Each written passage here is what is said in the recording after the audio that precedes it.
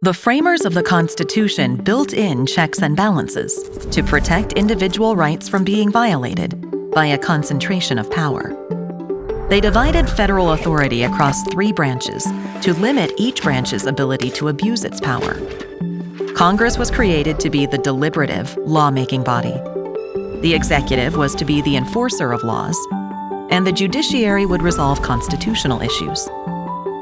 Since the middle of the 20th century, however, the executive branch has grown in power relative to Congress and the Supreme Court.